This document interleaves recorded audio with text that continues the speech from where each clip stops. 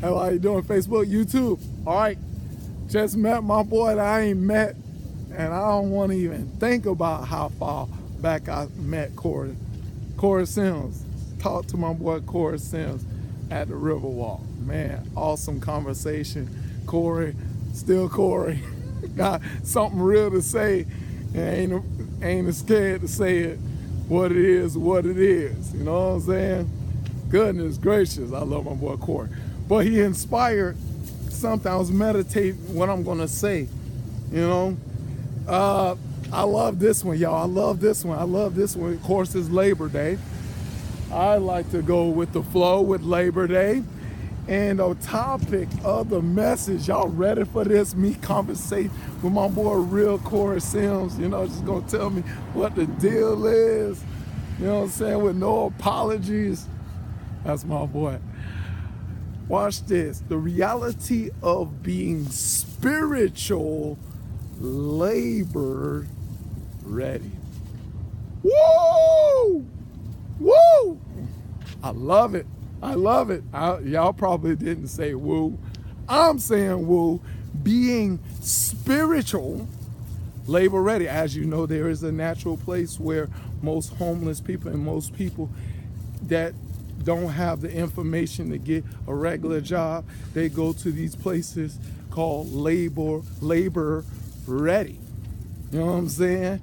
Oh my God, just that idea of it, just wow. I could go talk about a lot of stuff. I hope I can really break down this, what God just gave me about being spiritually labor ready, because Jesus, it says in Matthew 9 and 37, 38, that he's, you know, harvest is plenty, and, you know what I'm saying, you know, and has workers there.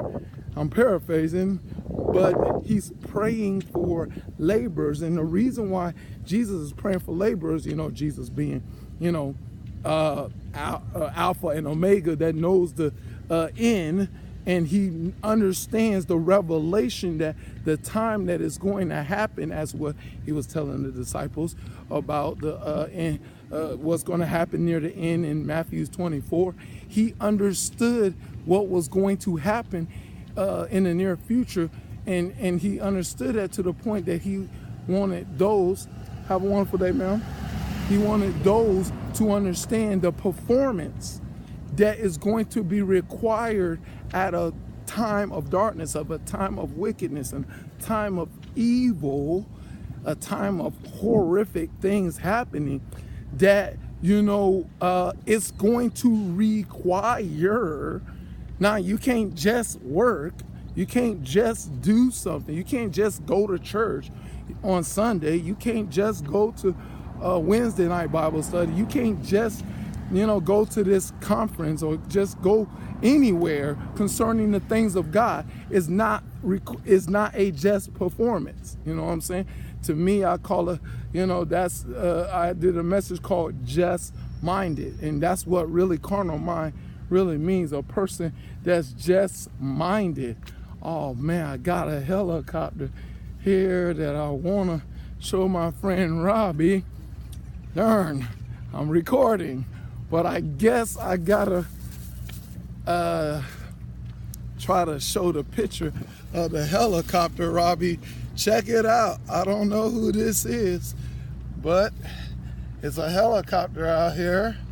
I hope this is. I have to show the helicopter here.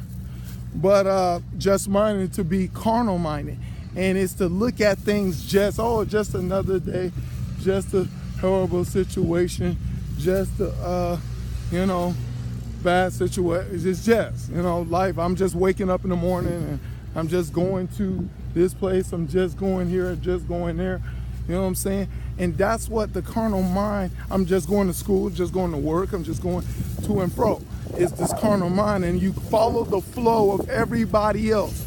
You follow the flow of the workers. To me, workers of iniquity, that the Bible talks about. Workers of iniquity, you know. You just follow the flow. You know what I'm saying? Oh, it's a Tampa General helicopter. You just follow the flow. But the thing is, God don't want us to do that. He wants us to be labor ready, spiritual labor ready, ready to labor for the gospel of Jesus Christ. But I got to get a close-up of my boy Robbie, of the helicopter. Got to get a close-up.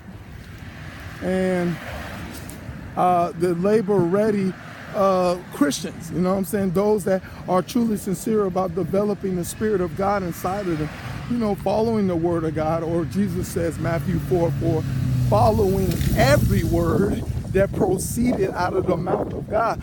Not just the written Word of God, but hearing the Word of God. So therefore, when you hear the Word of God, you're supposed to be developing faith, because faith comes by hearing, and hearing the Word of God. You hear the Word of God to develop faith, and that faith is the substance of things that are hoped for and the evidence of things that are not seen. That when that faith becomes solid inside you, you will build a true temple of God that Satan and his kingdom of darkness cannot destroy, cannot be destroyed, because you operating not by power, not by might, but by the Spirit of the Lord. You are about what Jesus said. The Spirit is willing. You're willing to do the will of God. You're willing to fight the good fight of faith. What's up, man? You're willing to do the things that God told you to do, what heaven told you to do, as what Jesus was willing to be betrayed, be neglected by his disciples, be disrespected by Caiaphas, be rejected by the people, his own people, the children of Israel, and be crucified, 39 lashes, the crown of thorns, and bam, carrying the cross all the way to Golgotha, Mount Calvary. He was ready to labor. He was spiritually ready to labor concerning the performance of doing the will of God. But the question is, we are developing ourselves sincerely, to truly be spiritually ready to labor, ready to love our enemies, ready to bless those that curse us, ready to pray for them that despitefully use us? Are we spiritually labored, ready to do this? Not just work, not just try to love somebody. You understand, you have to labor, you have to put forth an effort to accomplish it. And interesting, I was meditating, leaving my boy Corey. I was thinking about, like, when I watch a movie, like y'all watch these movies and, hero movies, and the hero, of the movie comes to this point of the climax of they trying to, save the situation, how you doing, of what's going on. The hero has to do something drastically in the moment that they're in order for them to save the situation. Like, you watch a Spider-Man, and Spider-Man is trapped here and something's bad, or Spider-Man has to make a move or do something in order for him to save something, or any kind of movie of any hero in a position. They have to go beyond what they have been doing concerning making the decision to save lives. It's that ideal of, of being labor ready, that we're ready to go that extent of whenever, if someone needs help, or whenever someone needs a word from God, or whenever someone, that you can do to, love somebody, you need to forgive somebody, you need to do something that right now at a particular time, that you're ready to do something that can save many people. Concerning those movies, that I'm talking about. You're labor ready to perform and do something concerning a situation that you're in, is what I'm talking about, being labor ready, and you don't watch this, you don't know when that situation gonna come. You don't know when that situation is gonna happen. You don't know. It could happen. A phone call can get that situation. Any moment can happen within in seconds. That you have to be labor. I'm looking at a lot of people that are struggling with, they have people sick in their family. They're facing a death in their family. a lot of bad stuff happening on a lot of people on my Facebook that I'm seeing that, I have to pray. I type in pray, praying for you, praying for you. And you know what I'm saying? Are we labor ready to be ready to pray and ready to seek God's face, ready to ask God to make a way of this person's situation and circumstances? You know what I'm saying? Are we ready to be about shining the light in the midst of a dark situation and circumstances? Are we understanding that we should be shining the light, and we need to shine more brighter? You know what I'm saying? Are you ready for the resistance of all the bad circumstances and situations that you're going through? Are you ready for the trial or tribulations? Because they're going to come, Christians. Trials and tribulations going to come, as what Jesus says. But Jesus says he has already overcome the world.